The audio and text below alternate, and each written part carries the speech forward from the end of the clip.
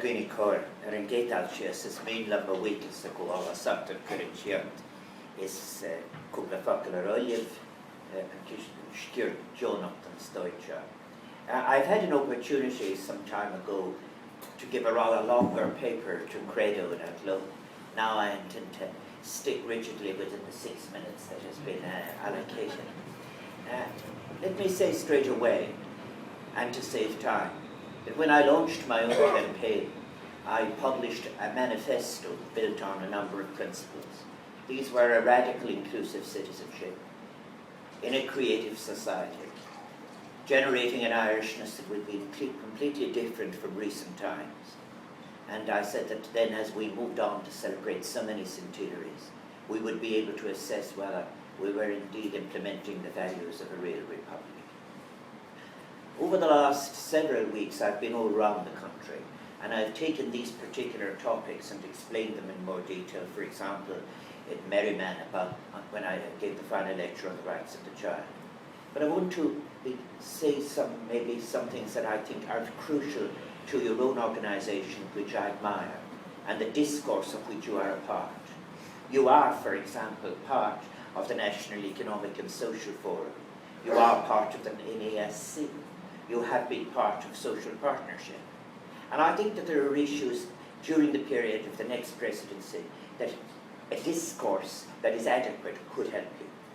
For example, by the way, to clarify one matter, we can in other places debate what the President can do.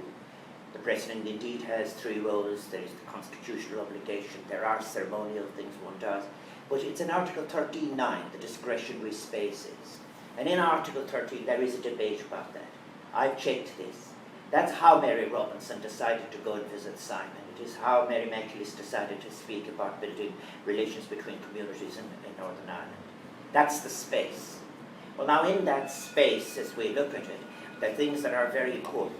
If we are to address your point, to have an inclusive citizenship, and if we are going to seek that civil society's role in it, you have to have a debate about ethics. I explicitly say you really do need, we all need, to have a debate about the values that brought us to the point of where we are now, of having lost our economic sovereignty to some degree, to a great degree, and to have had such distress created in our community. There is no real meaningful way in which you can go forward without a debate that is ethically based.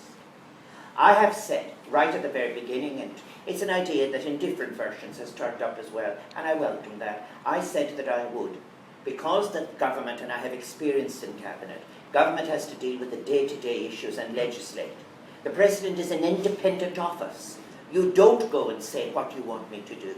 The presidency is something that can address the themes that are being neglected. For example, there are wider issues of immigration, poverty, young people, old people.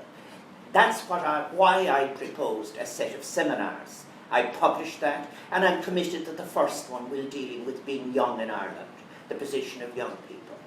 But I also think another should be about the kind of discourse we need about the relationship between the state, the civil society, charitable organisations, and the NGO sector.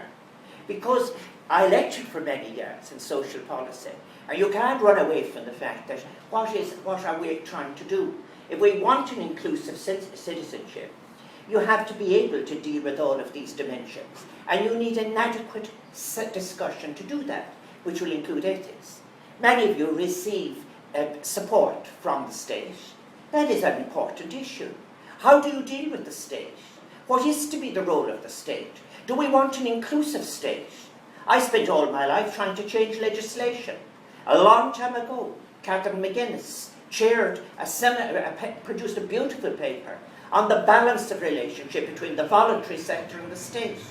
This issue still remains there. It also, in relation, I think, to some of the other issues which I have said about the inclusive citizenship. Let's all agree that there are no barriers to that includes people of all ages. Now, if you want to say that your advocacy, therefore, can't stop at a piece of legislation in one area, it has to speak about such an advocacy as will reform administration that will allow people of all ages to be involved in the administering of the decisions that have come through in legislation. You need to discuss that in the kind of seminar I was speaking about. You also, in relation to creativity, you need to be creative in administration. You need to be creative in how we define work. Work not defined as economically useful only, but work that is part of the human person, the record of how carers deliver their place in the world. You see, I'm speaking about a real republic. I am openly saying I do not seek to recreate the corrosive, deadly vision of the last 15 years based on radical individualism. I say let's have the courage, state, NGO sector, and civil society, to move together to create a different set of values based on radical inclusion, creative and excellent in everything we do, an Irishness we can be proud of. And then, in a few years' time, we'll be able to say we have taken our first steps towards building a real republic. Go to Míle maith.